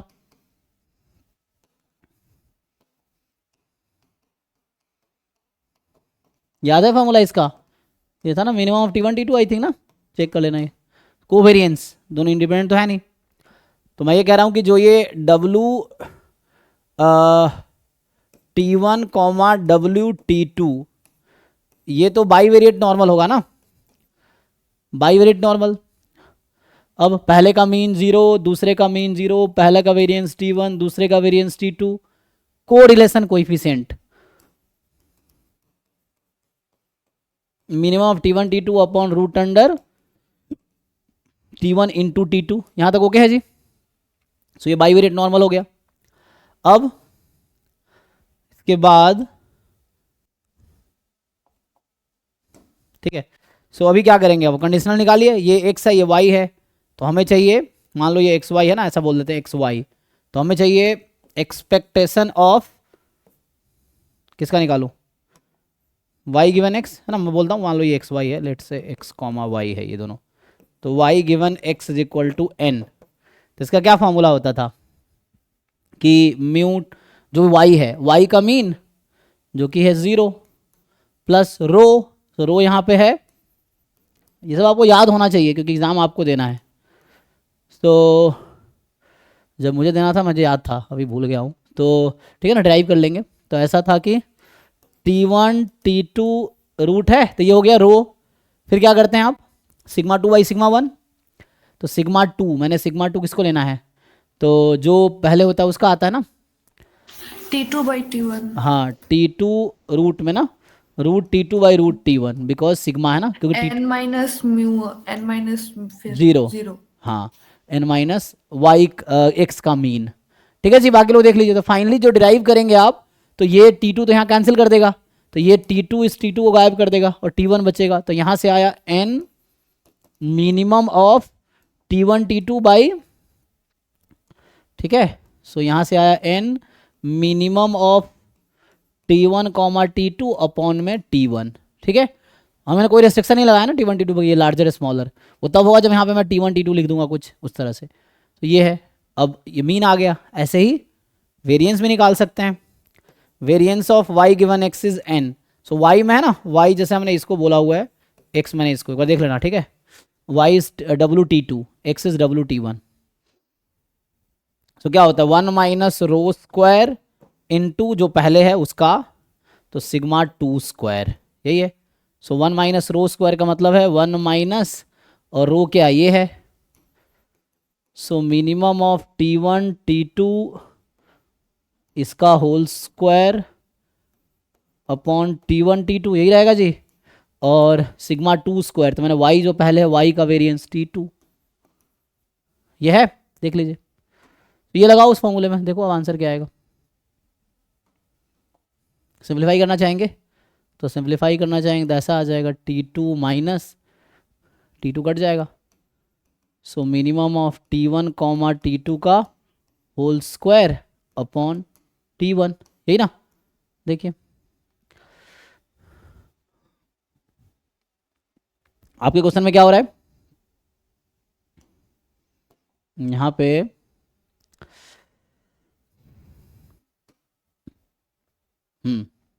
यही ना आपका क्वेश्चन, यहाँ पे क्या हो रहा है, T2 4 है, T1 2 है और N 2 है, रखो। सो यहाँ पे जब आप इस फॉर्मूले को अप्लाई करेंगे,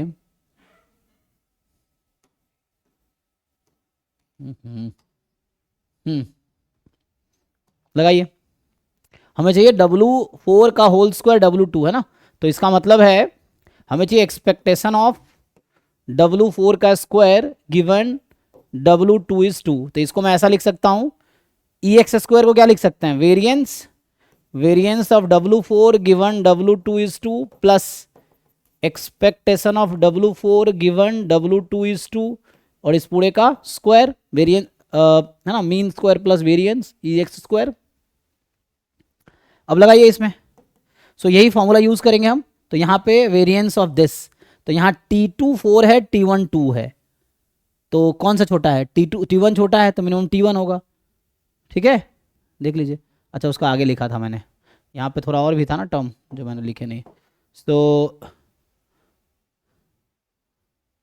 ठीक है, एनीवे देखो, चलो इसको हटा देते हैं। देखिए, तो अब इसको सिंप्लीफाई कीजिए, बताओ आंसर निकालो। वहाँ फॉर्मूला ऑलरेडी है, जैसे आपको पुट करना है, T2 इज़ 4, T1 इज़ 2, तो इसका चाहिए तो T2 4 माइनस 2 का स्क्वायर 4, T1 है 2, ये हो गया ये वाला टर्म, प्लस मीन में यहाँ पे लिखा हुआ N is 2, minimum of T1 T2 2 upon, अच्छा 2 कैंसिल हो जाएगा और इस पूरे का स्क्वायर है जी। सो चेक, सो 4 माइनस 2 2 प्लस 2 स्क्वायर 4, तो आंसर शुड बी 6, देख लीजिए। तो ये दोनों फॉर्मूला यूज़ किया, ये वाला और ये वाला। तो यहाँ जो मैंने y नाम दिया है, y हमने WT2 का नाम रखा था और जो x आपको दिख रहा है वो WT1 का नाम रखा हुआ है, ठीक है। यहाँ गिवन कंडीशन यूज करके बहुत इजीली हो सकता है। अच्छा ओके, तो वैसे आप कह रहे हैं कि उसको सिंप्लीफाई कर ले, है ना, तो उससे भी W2 का वैल्यू रख देंगे, हाँ, और W2 को फिर W2 के आगे का W2 to 4 हो जाएगा, उसका फिर 2 आ जाएगा, हाँ एग्जैक्टली, जैसे आप चाहें तो 4 आ जाएगा। है ना, W4 को W24 minus W2 plus W2 है ना, और हमें पता है कि स्टेशनरी या इंडिपेंडेंट इंक्रीमेंट होता है, तो ये स्क्वायर रहेगा। अभी ये ठीक है, तो इन दोनों का, ये दोनों इंडिपेंडेंट है एक दूसरे से, है ना, क्योंकि 0 2 4, तो W4 माइनस W2 इस इधर है और दोनों का डिस्टेंस इक्वल है, तो दोनों आइडेंटिकली डिस्ट्रीब्यूटेड भी है। इसका डिस्ट्रीब्यूशन भी नॉर्मल 0 2 है और इसका डिस्ट्रीब्यूशन भी नॉर्मल 0 2 है। वो तो W2 दे रखा है। हाँ अच्छा, W2 इक्वल टू 2 है, ओ फिर तो पुट कर देंगे, हाँ तो उससे भी कर सकते हैं। दूसरा अप्रोच जैसे ये बता रहे हैं तो उससे भी किया जा सकता है ना, तो उसे शायद कम टाइम में हो जाएगा। यहाँ पे जो है कि अगर आप उस तरीके से करेंगे सॉल्व, मतलब एक क्वेश्चन के बहुत सारे तरीके हैं, एक मैंने किया, दूसरा जैसे ये बता रहे हैं उससे भी कर सकते हैं। तो उससे क्या आएगा कि हम लोग जो W4 जो दे रखा है उसको लिख सकते हैं एक्सपेक्टेशन, सो W4 जो है W4 minus W2 plus W2, इसका whole square given W2 is 2, ये कह रहे हैं आप। तो आगे सर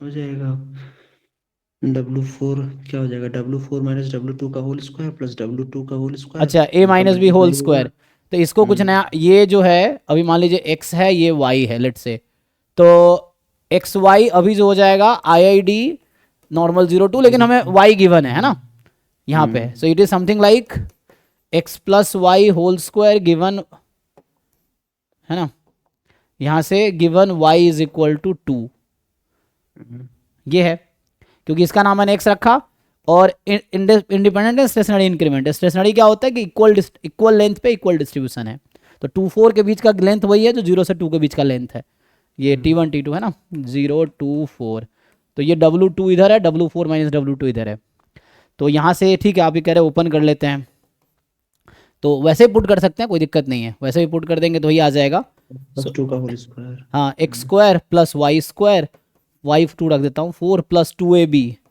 4x, वाई गायब हो गया क्योंकि वाई यूज़ कर लिया हमने। तो अब एक्स वाई इंडिपेंडेंट था ना, इसीलिए तो हमने y को यहाँ पुट कर दिया, तो सिर्फ x का फंक्शन होगा, ये समझिए। x प्लस 2 का whole square given y is 2, x and y are independent, तो y गिवन गायब हो जाएगा। तो इससे जैसे करेंगे तब भी आ जाएगा। तो यहाँ से अब आप खोल दीजिए इसको, तो e x square plus 4 time x किसका नाम रखा है मैंने, W4 माइनस W2, मतलब नॉर्मल 0 2 है।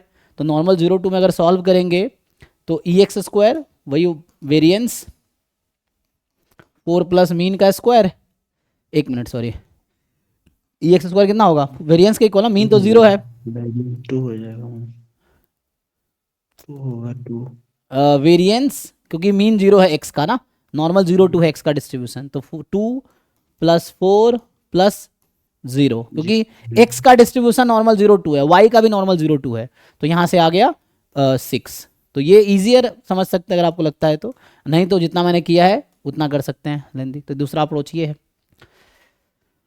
ठीक है। तो नेक्स्ट जो है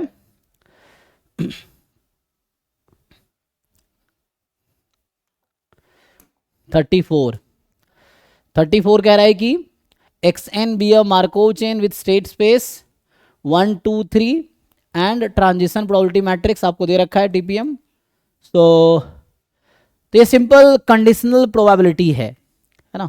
तो आप कंडीशनल प्रोबेबिलिटी अगर इसको ओपन करेंगे तो ये ऐसा होगा, probability x2 is equal to 1, x1 is equal to 1, x3 is equal to 2 upon probability x1 is equal to 1 and x3 is equal to 2, यही है। एंड नाउ अब इसको आप break, probability of a intersection b intersection c can be written as probability of a into probability of b given a plus probability of c given a intersection b। तो यहाँ initial probability कुछ दिया है, कुछ नहीं दिया है, कोई दिक्कत नहीं, कैंसिल हो जाएगा इसीलिए। तो स्टेट क्या है 1 2 3, अच्छा स्टेट तो 1 2 3 है ना।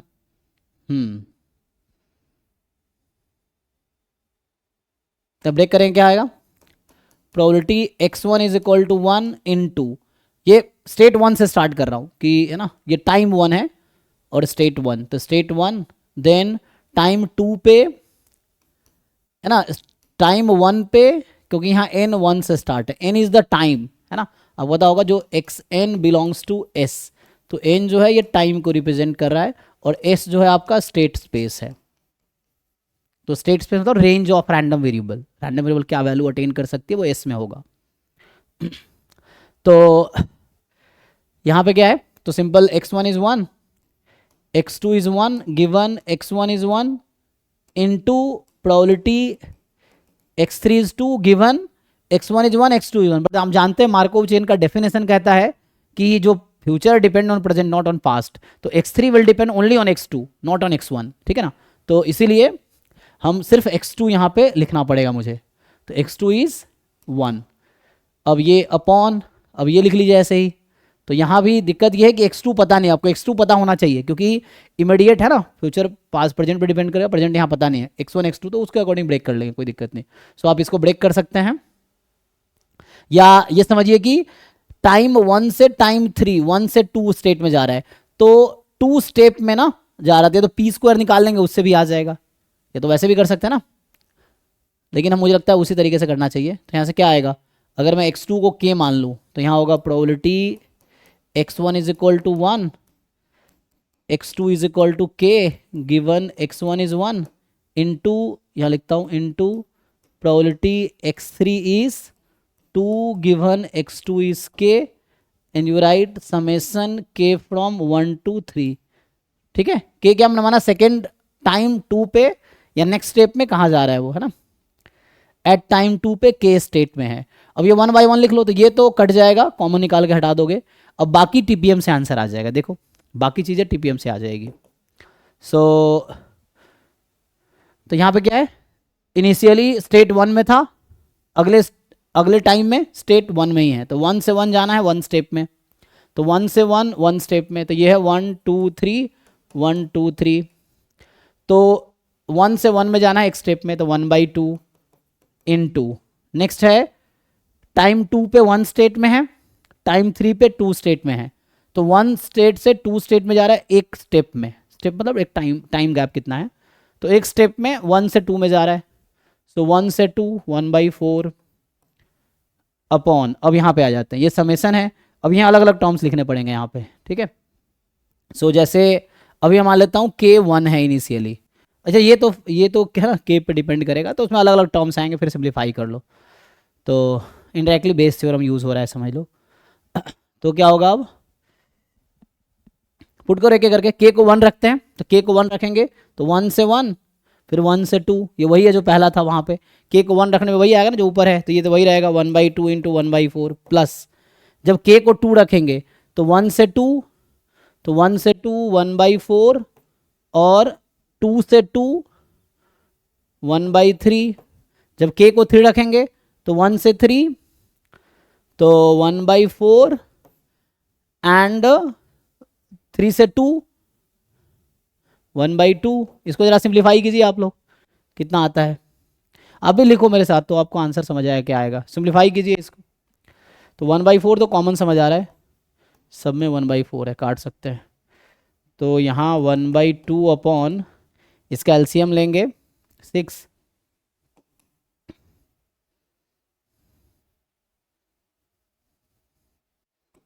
ये आ जाएगा जी। सो 1/2 इंटू 6/8, सो 3/8 समझ आ रहा है, देख लीजिए आप, डेसिमल में कन्वर्ट कर सकते हैं। 3/8 को डेसिमल में कन्वर्ट कर लो, देखो मैच हो रहा है क्या। तो ये एक तरीका है, इसका दूसरा तरीका भी हो सकता है, ठीक है ना। This is a one way, मैंने कंडीशनल प्रोबेबिलिटी यूज किया है इसमें पूरा। सर इससे अच्छा सर पी स्क्वायर के सर बस वही वैल्यू निकाल ले 1 2, हाँ यहाँ तो बस पुट कर दो, directly हो तो इतना नहीं जाएगा। करना पड़ेगा। अगर Yes, sir. पी स्क्वायर निकाल लोगे तो हाँ तो बस एक ही वैल्यू निकाल स्टेट ले 2 से 1 में सेकेंड रो का फर्स्ट कॉलम निकाल लो बस। हाँ यस सर। तो पी स्क्वायर में 2 1 निकाल लो, 2 स्टेप में जा रही है 1 से 3, तो वो भी इजी रहेगा। जो डिनोमिनेटर इतना लंबा चौड़ा मैंने किया है, तो इंस्टीड जो डिनोमिनेटर है वो डायरेक्टली आप पी है ना वैसे कर लेंगे तब भी हो जाएगा कि 2 से जाना है स्टेट 1 में 2 स्टेप में, है ना।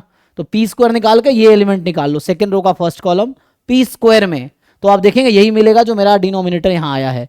ये जो डिनोमिनेटर आया है ना, ये वही पी स्क्वायर मैट्रिक्स में सेकेंड रो का फर्स्ट कॉलम जो होगा, सेकेंड रो का फर्स्ट कॉलम है ना, वही आएगा। तो उससे भी कर सकते, इतना लंबा चौड़ा नहीं करने मैंने किया है, इतना नहीं करना पड़ेगा फिर आपको, ये है। तो इजीली हो जाएगा, पी स्क्वायर निकाल लेंगे ना तो डिनोमिनेटर में इतना कैलकुलेशन नहीं आएगा, ठीक है, समझ रहे हो।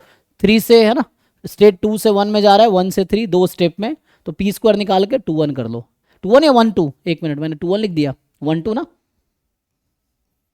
क्योंकि इनिशियली स्टेट 1 में है और कहाँ जा रहा है 2 स्टेप में, स्टेट 2 में, 1 से 2 जा रहा है ना। टाइम 1 पे स्टेट 1 में है, टाइम 1 पे स्टेट 1 में है, टाइम 3 पे स्टेट 2 में है, तो 2 स्टेप में 1 से 2 में जा रहा ना, तो ये नॉट 2 1 1 2 पी 1 2 फर्स्ट रो की सेकेंड कॉलम चाहिए होगा। तो ये दिस इज पी स्क्वायर 1 से 2 है ना, पी स्क्वायर में निकाल लो 1 से 2, 2 स्टेप में जाना है 1 से 2 में, तो उससे इजीली आ जाएगा, इतना नहीं करना पड़ेगा उसके लिए। ठीक है, आपको जैसा ठीक लगता है कैलकुलेशन कीजिए। ये तो बहुत आसान सा है ना। तो x1 x2 x3 be the normal है ना, try variate normal distribution, mean vector, variance covariance. आपको ये डेटा दे रखा है, तो आप क्या करेंगे, ये जो आपको पता होगा कि this quantity can be written as A transpose x, है ना, और x मैं इसको बोल रहा हूँ, x vector is this one, तो है ना, तो a क्या होगा, सो a ट्रांसपोज जो मैंने लिखा है ये होगा 1 - 2 + 2, और x है x1 x2 x3, तो ये जो मल्टीप्लाई करो वही आएगा। मैं ये कहना चाह रहा हूँ कि x1 - 2 x2, रूट लेना पड़ेगा ना, वो देख लेते हैं, उधर ले आते हैं तो राइट में ले जाएंगे, कोई दिक्कत नहीं है। अभी हम ये लिख देते हैं a²x, और a²x का नाम अभी के लिए मैं y रख देता हूँ। तो मुझे आप लोग बताइए y का डिस्ट्रीब्यूशन क्या होगा।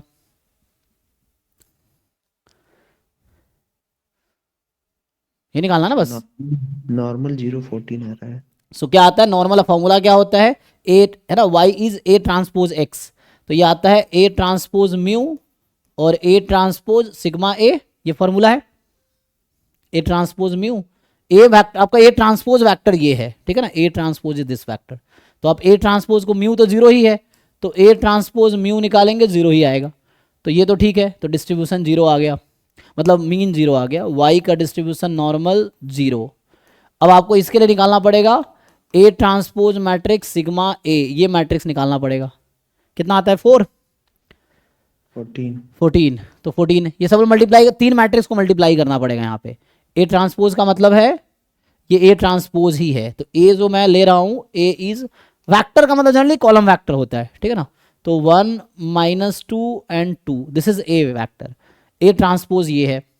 तो आपको ए ट्रांसपोज को मल्टीप्लाई करना है सिग्मा से, फिर जो मल्टीप्लाई होकर आएगा फिर मल्टीप्लाई करना है ए से, तो ये थ्योरम है कि वाई का, तो इससे आ जाएगा दिस। अब अगर ऐसा हो गया तो अभी इसको सॉल्व कर लेते हैं। तो यहाँ पे क्या है मेरे पास, this quantity is probability y square is less than 7/2 taking square root both side, mod y less than this, ठीक है जी। एंड खोल दो इसको, तो इसको अगर खोलोगे आप तो y less than root 7/2 more than minus root under 7/2, mean तो जीरो ही है, बस इसको डिवाइड कर दो स्टैंडर्ड नॉर्मल बनाने के लिए इसके वेरिएंस से, मतलब स्टैंडर्ड डेविएशन से ना, y minus mean of y upon standard deviation, तो स्टैंडर्ड डेविएशन रूट 14, तो रूट 14 से डिवाइड कर दो आप यहाँ पे, तो रूट 14 से डिवाइड करोगे तो ये कितना बनेगा 1/2, कहने का मतलब समझ रहे हैं ना। तो मैं ये बोल रहा हूँ आप जस्ट डिवाइड कर दो, तो फाइनली क्या बन के आएगा, तो प्रोबेबिलिटी z माइनस 1/2 से प्लस 1/2 ये बन के आएगा आपके पास, z की वैल्यू माइनस 1/2 से प्लस 1/2 आ जाएगा। और इसको जब आप खोलेंगे तो 5 at 1/2 माइनस 5 at माइनस 1/2, और 5 माइनस 1/2 जानते हैं 1 माइनस 5 1/2, तो 2 टाइम 5 ऑफ 1/2 माइनस 1, और 5 1/2 वहाँ दे रखा है, अच्छा 5 ऑफ माइनस 1/2 ही दे रखा है, तो इसको माइनस में कन्वर्ट कर सकते हैं 1 माइनस 5 माइनस, है ना। तो इंस्टेड ऑफ राइटिंग दिस अब इसको 2 इंटू 1 माइनस 5 ऑफ माइनस 1/2 कर सकते हैं, और ये डेटा आपको पता है, ये क्वेश्चन में दे रखा है, तो उसको यूज़ कर लीजिए, ठीक है। तो इसको पुट करके आंसर निकाल लीजिए। किसी को क्वेरी है तो बताइए। और जो मैं लिख रहा हूँ इसमें है ना घोचपच हो रहा है, तो आप खुद अपना लिख के देखो, जैसे स्टेप बाई मैंने लिखा है तो आप भी अपना स्टेप वाइज लिखो, आप देखो आपका क्या आंसर आ रहा है, क्योंकि एग्जाम तो आपको देना है, सीखना आपको है, ठीक है। तो 1 by 1 जैसे जैसे मैंने कैलकुलेट किया वैसे आप कैलकुलेट करो, फिर वहाँ से फाइनल आंसर निकालो, और आप अगर यहाँ आंसर निकाल पाओगे तो एग्जाम में भी निकाल पाओगे, ठीक है। चलिए